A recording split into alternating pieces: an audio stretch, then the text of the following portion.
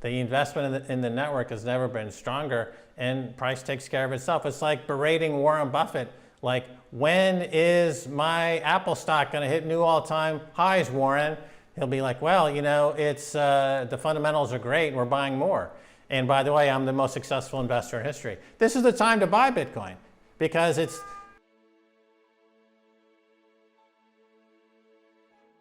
what I've been saying are the people who followed me and bought Bitcoin under $10.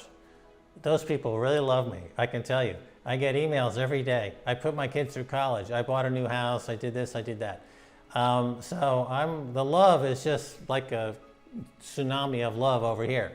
And I think that for all those folks out there who want to put the research and do the work, they'll see that the current price is an excellent entry point with unconfiscatable, uncensorable property that's portable, and obviously is going to do better than any.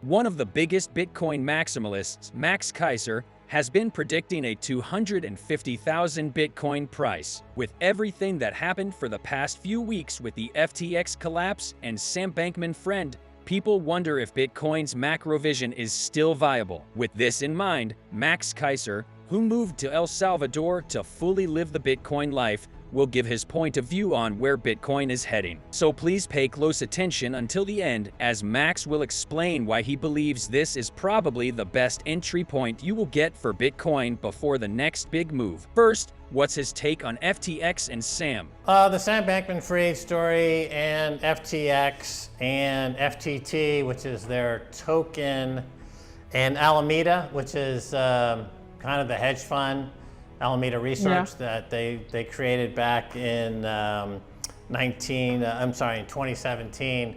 So Sam Bankman-Fried came out of a company called Jane Capital, and he comes from the very shadowy world, the very shady world of high-frequency trading and kind of the shadow banking system, and the market making that's done kind of in the gray regulatory zone. And there's a lot of these firms that exist on the periphery.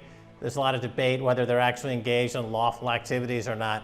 But that's where he came from. So he came out of Jane Capital. He started Alameda Research, which is another one of these market making, high frequency trading, arbitrage, chop shops that are very fringe in terms of whether they're legal or not legal. They exist kind of on the periphery.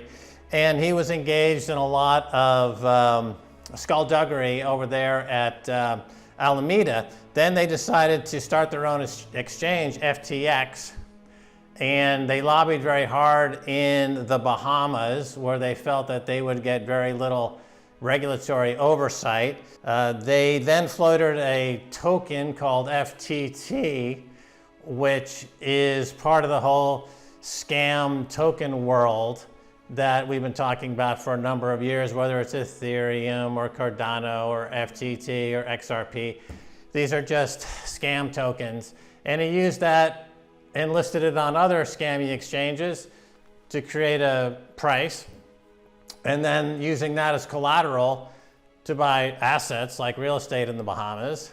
And now, as all Ponzi schemes eventually do, they run out of kind of runway and they crash and burn. So it is similar to Bernie Madoff in that respect. It's also similar to the 2008 financial crisis, where Wall Street spun out of thin air all these derivative contracts, and they created this multi-trillion-dollar Ponzi scheme that blew up finally in 2008. And with the help of the Fed and central banks to bail out all the crooked bankers once again. So there's a lot of similarities to that. Now, one of the interesting things that have come out of all this is that you've got folks like the Ethereum Foundation and lobbying groups like Andreessen Horowitz and FTX really working the regulators in Washington. Their goal was to move all regulatory oversight from the SEC to the CFTC, where they felt that they had a more captured regulator. And that was the big goal of all of their regulatory malfeasance or bribery, or however you want to position that and talk about it. But that's been going on for a number of years. And to that end, the Silicon Valley scam coin fraudsters like Andreessen Horowitz with Solana, which is a scam, they're trying to move all oversight away from the SEC to the CFTC.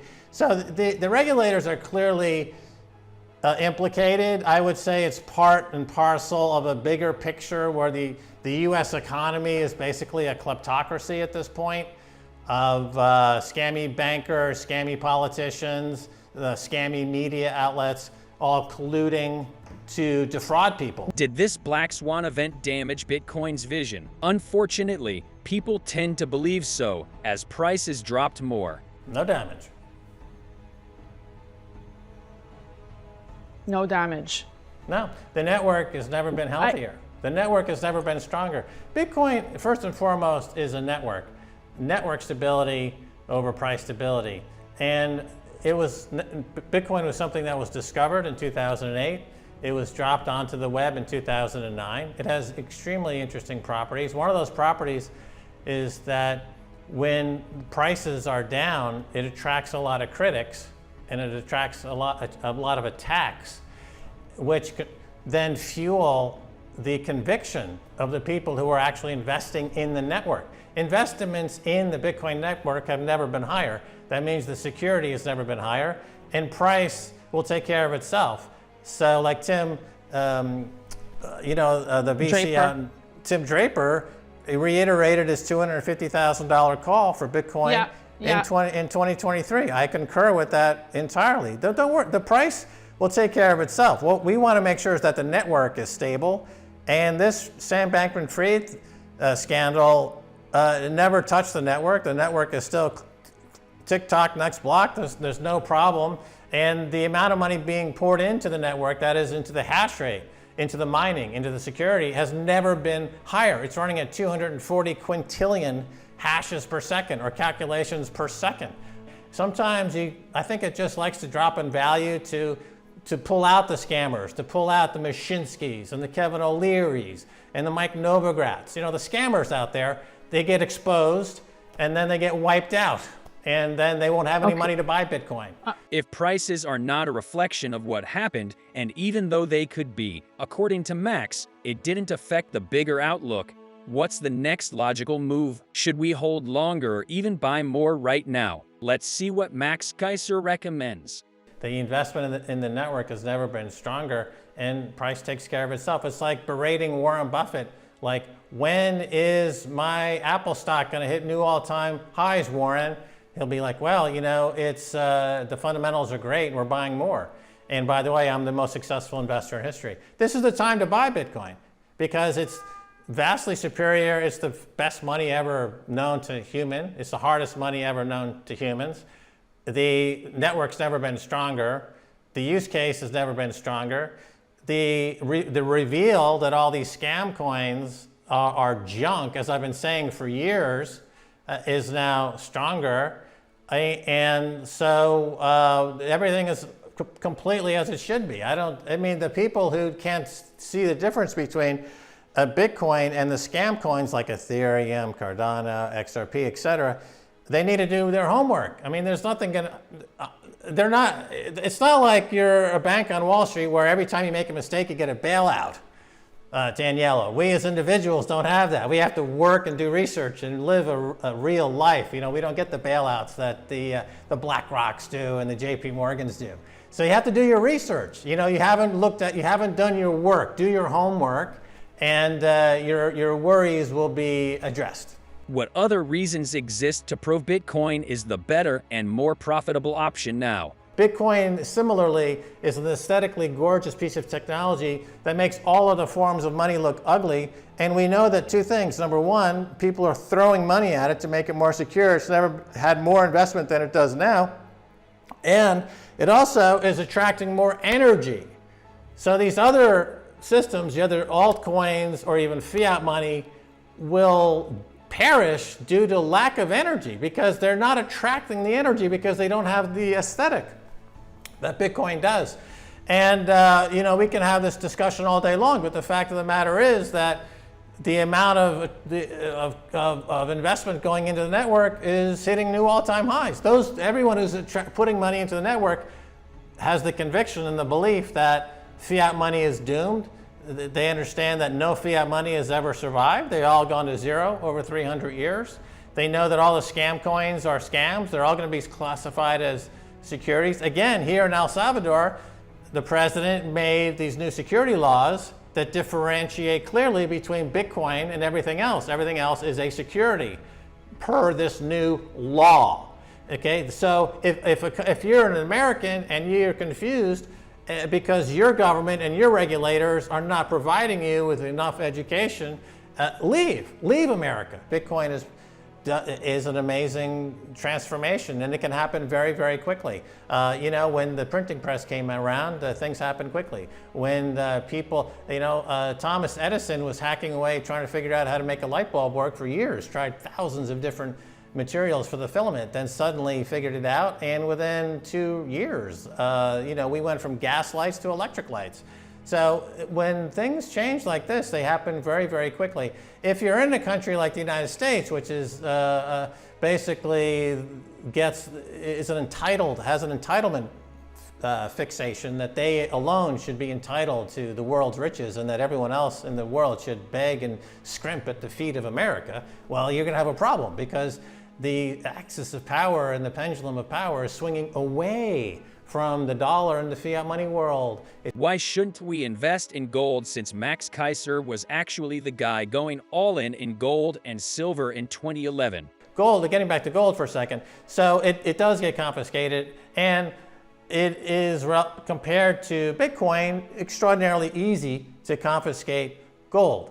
It's not portable. If I wanted to move 10 million, 100 million, or $1 billion worth of gold, it's extremely difficult to move it from point A to point B. Whereas with Bitcoin, I can walk naked through the airport with my seed phrase, go anywhere in the world, and there's $1 billion worth of Bitcoin. So there's no portability problem whatsoever with Bitcoin. With gold, you have a verification problem. All gold that's transacted, if it's really a serious transaction, you need a third party to verify that it's actual gold. There's a serial number, there's a bar number, it's not tungsten wrapped in gold. So that's time consuming, that's expensive, and it's not fail safe. With Bitcoin, the transaction is the verification. No third party verification is needed.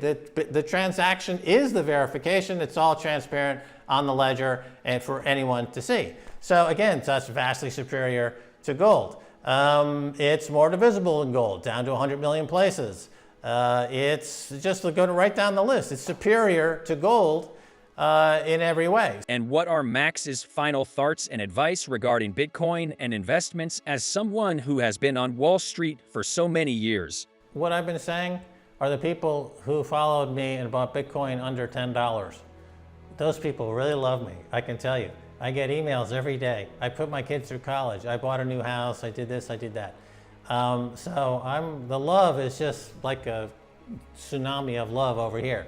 And I think that for all those folks out there who want to put the research and do the work, they'll see that the current price is an excellent entry point with unconfiscatable, uncensorable property that's portable, and obviously is going to do better than any fiat money out there, and is superior to gold, in my opinion. And of course, other people have their different opinion. Where the price is going right now, the price is going higher. Like I said earlier, I look at the strength of the network is really the number I look at. I don't look at the price so much. I look at how the network is doing and how the hash rate is doing, and are people committing capital to the network. And that's at all-time highs. So for me, Bitcoin's at an all-time high today. The price, it's a lagging indicator. The price is a lagging indicator of Bitcoin. If you look at the way that the commitments on the investing on the network side, it's at all-time highs, and price catches up as it always does. And anyone who's held it for 4 years is in the black. They're making money. So if you can't hold your shit for 4 years, you shouldn't be an investor. Go to Las Vegas, play the slot machines and the roulette wheel, and have a couple of cocktails and go home. You're not an investor if your time horizon is less than 4 years, because you're not. So hate to be harsh, but, you know, I worked on Wall Street for many years, no, and I've had to give this speech about... to many, many people who don't understand the difference between gambling and investing. Okay, read anything by Peter Lynch. He'll say, you know, 7 years minimum before anything pays off. Warren Buffett, what's your favorite holding period? Forever, right? So if you're looking at it, oh, I'm up, I'm down, you know, in the last 2 weeks, like, you need to go to the casino. You're not an investor. Go away, leave me alone, beat it.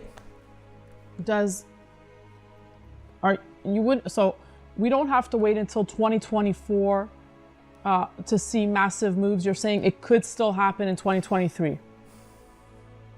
Absolutely, sure.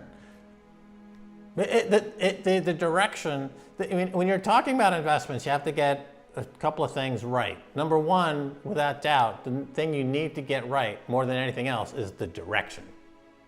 Okay? The direction for Bitcoin for 13 years has been up. And it'll be up for the next 20, 30, 40, 50 years. So that's number one, that's solved. The direction is up. Then it's about asset allocation and how you want to scale into it. And that's up to everyone's individual style. You know, I can't comment on that because different people have different ways of doing it. I think in the case of fiat money, you're guaranteed to lose purchasing power, mathematically guaranteed to lose purchasing power with the dollar and all fiat money. With Bitcoin, you're mathematically guaranteed to increase purchasing power. It's like 2 + 2 = 4. You're going to have mathematically guaranteed increased purchasing power. With gold, okay, it's going to hang in there against inflation. What do you think? Is Max Keiser right about prices being a lagging indicator? Can we really expect Bitcoin to explode in 2023? Let us know your thoughts in the comments below. And if you enjoyed this video, don't forget to leave a like and subscribe. Thanks.